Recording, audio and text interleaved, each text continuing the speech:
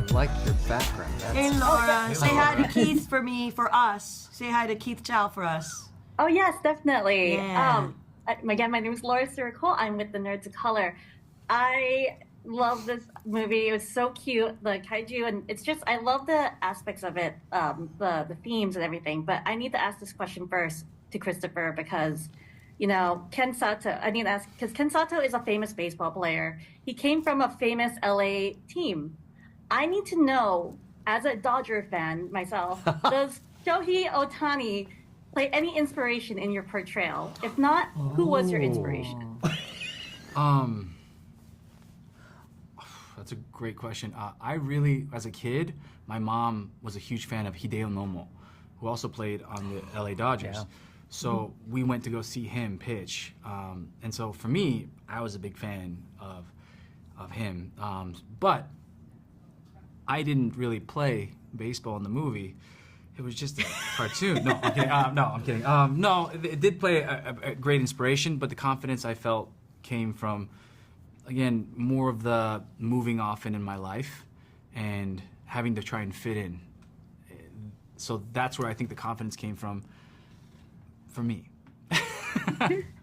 No, of course. But overall, like the film too, it's about the three of you, the family. Yeah.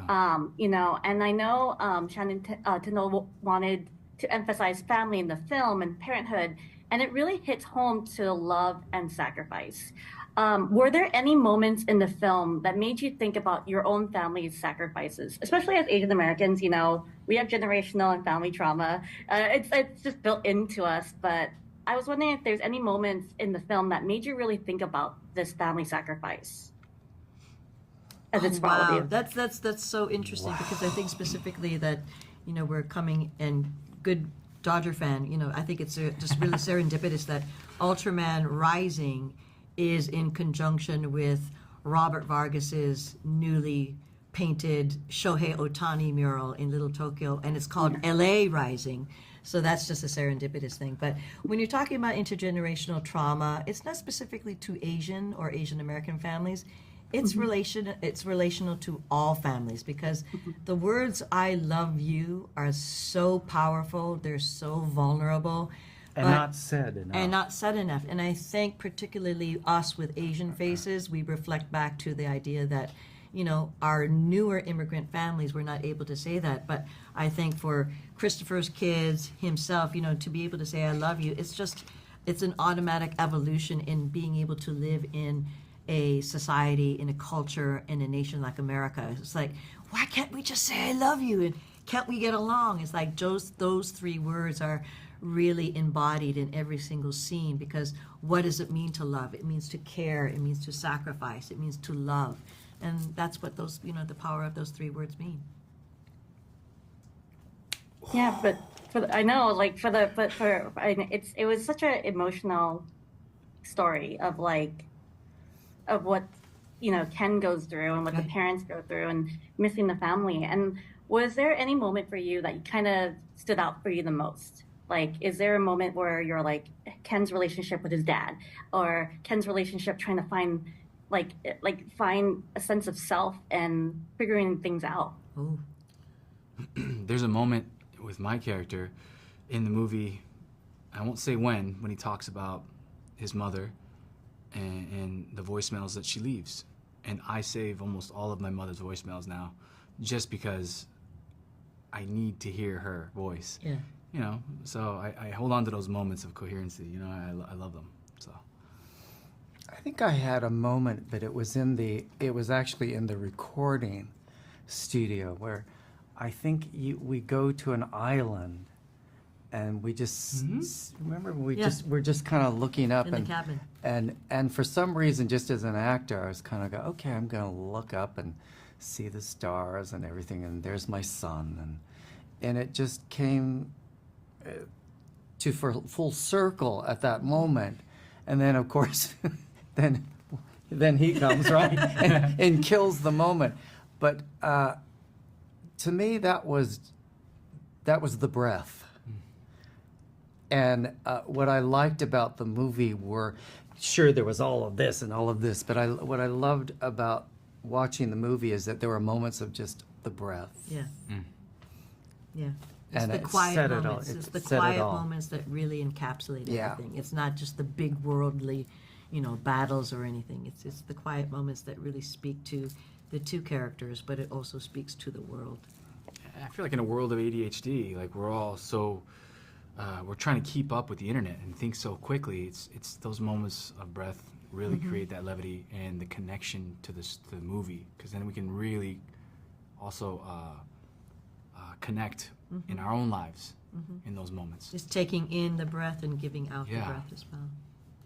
Oh, perfect. And there's so many moments of breath. Like I held my breath, so it was beautiful. So, thank you guys so much. It was so lovely talking Thank to you. you. I can't wait for everyone to see it. I know, I'm so happy that you guys are all some of you Dodgers fans, hopefully. Yeah. Thank you. Yeah. Okay. LA. Thank you. Okay, so I need to talk about this because it's been killing me since I watched it and I loved it. But I need to know this.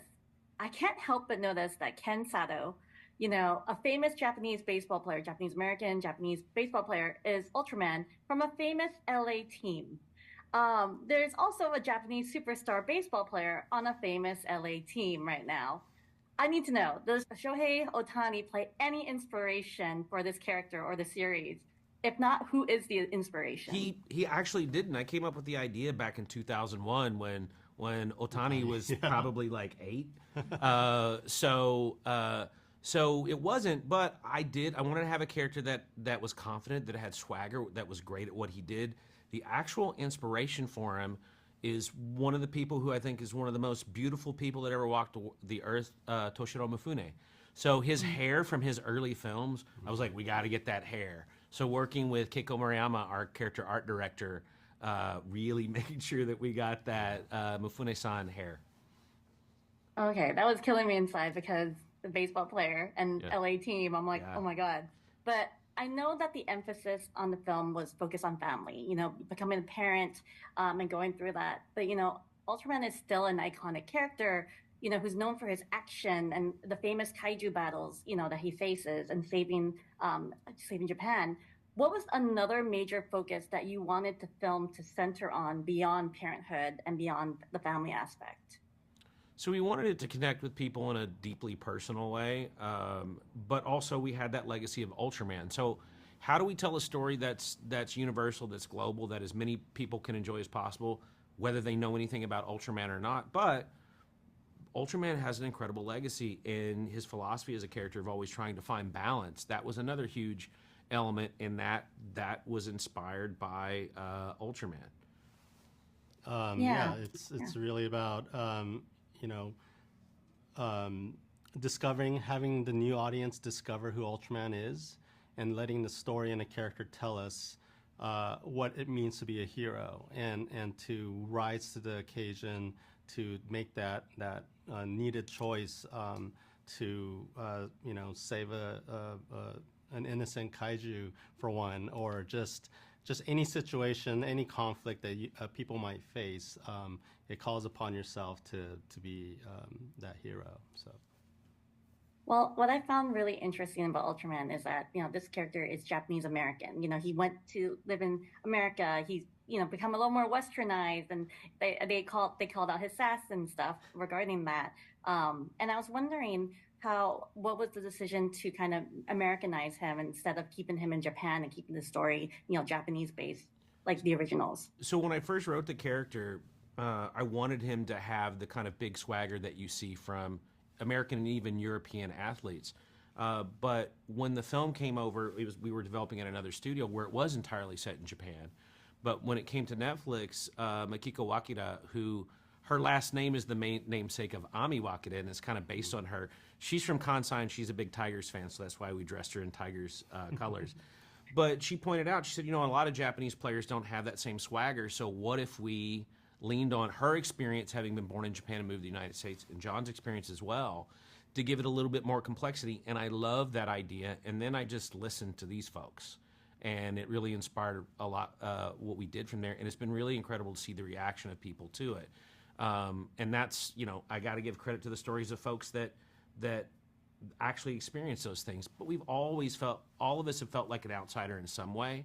So there's a global message in that as well. Yeah, and I think it's a very universal thing, especially today. People come from all sorts of backgrounds and mixed backgrounds as well. So I think there is a sort of that identity crisis situation, and where you don't fit in your native country, or in the U.S. for example, and so we find ourselves in this position in the middle, and you don't know where to go. But in the end, it's really about who you are and how you strive to be the best human possible.